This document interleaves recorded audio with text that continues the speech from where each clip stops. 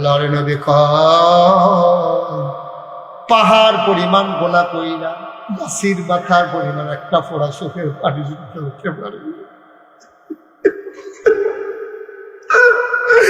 আল্লাহর নবী কয় ও বুদের কান্দির মায়েরা ঘরের কোনায় বসে যাও গো মা। ও যুবকেরা রাস্তায় রাস্তায় ঘুরিস না, দৌড় দিয়া চলে আয়। মুরব্বী বাবারা মন দিয়ে কথাটা শুনুন।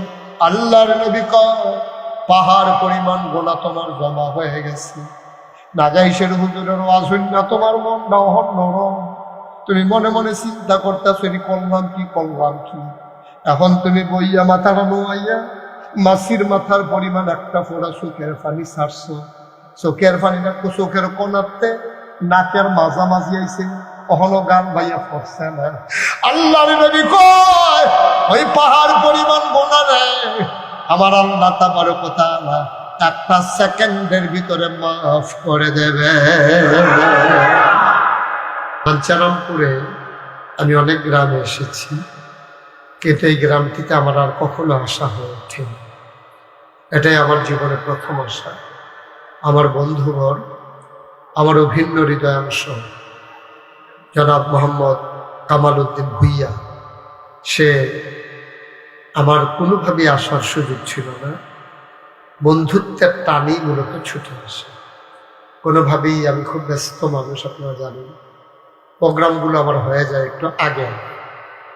তা সে এমন করে ধরেছে না নিচ করে আসাই লাগলো। যদিও আমি এখানে প্রথম এসেছি, যে ছেলেগুলা আমাকে দাওয়াত দিয়ে আনতে গেছে, আর আজকে যেমন করে তারা আমাকে বরণ করে নিল, যদিও তাদের সাথে আমার পরিচয় নেই, কিন্তু তাদের আতিথেয়তা, বরণ করে নেওয়া, হৃদয়তা, হৃদয়ের উষ্ণতা, মনে হলো তাদের সাথে যেন আমার জনম জনমের পরিচয়। আল্লাহ যেন এই সম্পর্কটুকু কিয়ামতের ময়দানে আমাদের সকলের জন্য নাজাতের উসিলা বানিয়ে দেন। সবাই বলি আমিন। বন্ধুগণ, আল্লাহর খাস মেহেরবানি, আমার পূর্বে আপনাদের গ্রামের দ্বীনী প্রতিষ্ঠান ওনার প্রথম মুহতামিম হুজুর অনেক লম্বা আলোচনা করেছেন। আমি চেষ্টা করব কিছু কথা বলার জন্য। শুরুতে আল্লাহর কাছে দয়া চাই, আপনাদের কাছে দোয়া চাই। আল্লাহ যেন আমার মুখ দিয়ে সেই কথাগুলো বের করে দেন যেগুলো আমার জন্য দরকার এবং আপনাদের জন্য দরকার। আল্লাহ যেন কবুল করে। সবাই করি আমিন। বন্ধুগণ, আল্লাহর খাস মেহেরবানি, আপনারা যতটুকুন প্যান্ডেল করেছেন ততটুকুন প্যান্ডেল আল্লাহর খাস মেহেরবানি ভরপুর হয়ে বাইরে আমাদের কিছু লোক দাঁড়িয়ে আছে। লোক বেশি হইলে আমার খুব ভয় লাগে, কারণ বেশি লোক বেশি কথা। দেখবেন যে অনেকে এই বইতে আছে, আপনি আছে, কথা বইতে আছে। দয়া করে এই কাজটা কেউ কইরেন না। আপনারা যারা দাঁড়িয়ে আছেন বসে পড়তেন, একজন লোকও দাঁড়িয়ে থাকবেন না, ভেতরে ঢুকে বসে যান। আপনারাও বসেন, ভলান্টিয়াররাও বসেন, এখন আর কোনো কাজ নেই। পড়েন আলহামদুলিল্লাহ। তিন পতন নিস্তব্ধতার মাঝে কথা হবে ইনশাআল্লাহ। খরগোশের মতো কান খাড়া করে, মাছের মতো নিষ্পলক নয়নে আমরা কথা শুনব ইনশাআল্লাহ। আমরা আল্লাহ যেন কবুল করে। সবাই করি আমিন।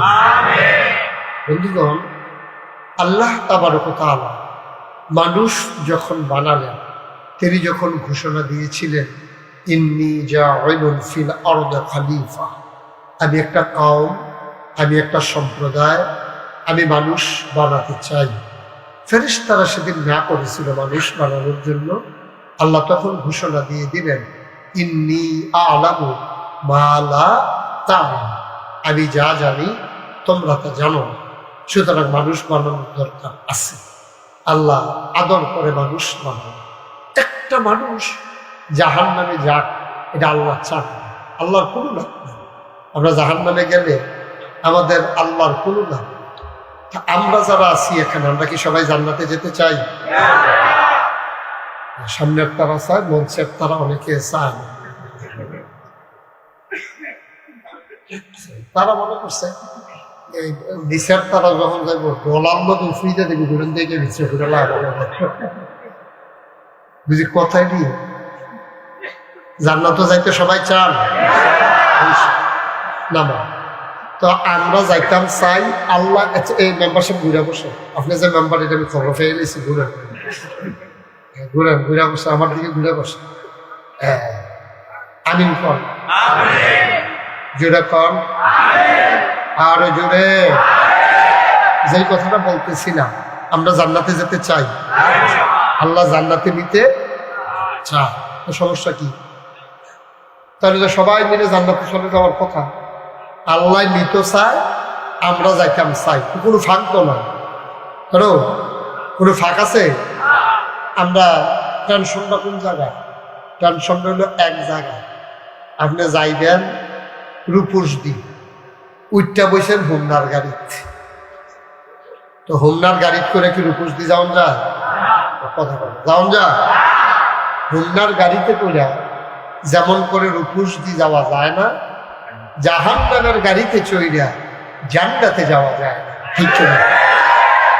আমরা সবাই কইছেন জান্নাতে যাইতাম চাই, কিন্তু আমরা গাড়ি তুলতে রয়েছি জাহান্নামের গাড়ি। কেমনে যাইবেন? রূপসদির গাড়িতে উঠতে আপনি হোমনা যাইবেন কেমনে? যাইতে পারবেন না। রূপসদির গাড়িতে উঠে যেমন করে হোমনা যাওয়া যায় না, জাহান্নামের গাড়িতে উঠে জান্নাতে যাওয়া যায়। এই গাড়ি গেছে জাহান্নামে, আপনি যাইতেন চান জান্নাতে, কেমন হইব? তাহলে কি করতে হইব? হয় গাড়ি বদলাইতে হইব, না হলে ড্রাইভারকে কইতে হইব গাড়িগুলো। দুইটার একটা, ঠিক কিনা কর? আমাদের দেশে জান্নাতে যারা নিতে চায়, একজন লোক জান্নাতে নিতে চায়, আমরাও তারারে গিয়া দৌড়ি যে আপনি যে লোক আমারও জান্নাত নিয়ে দিবেন। হেবারাও কায়দা হয়ে গেছে, যখন যাইতে চায় মাইদি দিয়া তে গেলে যখন আমার কুতুর ব্যবসা এগুলো ঘর কি এইরকম ধর্মের মানে ব্যবসা করার মতো লোক বাংলাদেশও নাই। নামাজ নাই, রোজা নাই, আবাদত নাই, বন্দিগি নাই, হালাল নাই, হারাম নাই, বেড়া নাই, বেডি নাই, এই একটা ফেনা তুলা লেখে আছে। এরপরে জান্নাতে যাইতে চাইতে আছে। কেমনি আপনি জান্নাতে যাইবেন? কই যে হুজুর, আগে দি দোয়া করলে দোয়া কবুল হইতো, ওখান দিয়ে দোয়া কবুল হয় না। আমি দোয়া কবুল হইব কেমনে? তুই যে পাঞ্জাবি টাকা দিয়ে দোয়া করতে গেছো, হেঁটেও তো সুদের।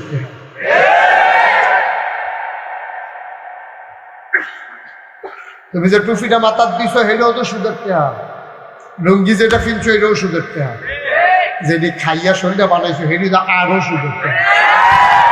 তারপরে দোয়া কবুল, তোমার যে মসজিদে জায়গা দিচ্ছে আল্লাহ দেখে আনা, ম্যাম করে হইলো তো লাঠি দিয়ে হালাই দিল তো বাপা পারো ওষুধ করে আমি তো সুদখোর। তুই মসজিদে ঢুকছো কি? আল্লাহ দেখতে দো, এই আল্লাহ রহমান দো, আল্লাহ রাহিম দো, এর লেগে কয়েক মালা বদলাই যে কম যায় না তো, এই এর লেগে খালি আল্লাহ জায়গা দিচ্ছে। আমরা হইলে ফানা বেড়ার যে বেড়ার কাছে টেহা আবার টেহা খাইব, কিন্তু দেয় না কেন? তার কন্যা আড্ডা রাখছে না যে তুই টেহা ঘুরাস কিনে। এইরকম অনেক লোকের মারামারি হয় না, কি হয় না? আপনি জান্নাতে যাইতেন চান, আপনি দোয়া করেন, দোয়া কবুল হয় না, আপনি কেমন? দোয়া কবুল হওয়ার জন্য মাইকটা ঠিক করো, কুয়া যেন না দেয়, আওয়াজটা আরো স্মুথ করে দেয়, একটু কমাই দেয়। দোয়া যেন কবুল হয়, আবাদত যেন কবুল হয়, এই জন্য তিনটা জিনিস লাগে। কয়টা?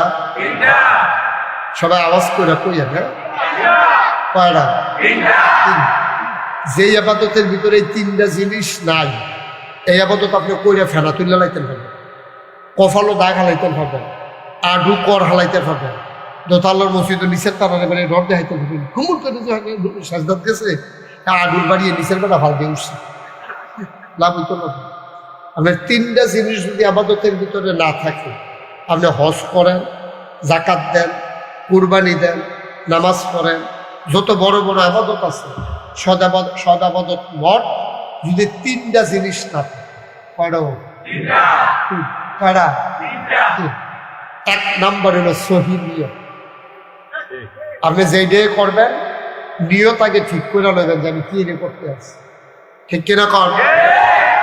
আমরা দেশ যত মানুষে দাড়ি রাখছে, অধিকাংশ, সবার কথা কই না, আলেম ওলামা অনেক এমন লোকও বাংলাদেশে আছে দাড়ি উড়ার পরে জীবনে কামাইছে না, জীবনে কামাইছে না, এরকম লোকও আছে।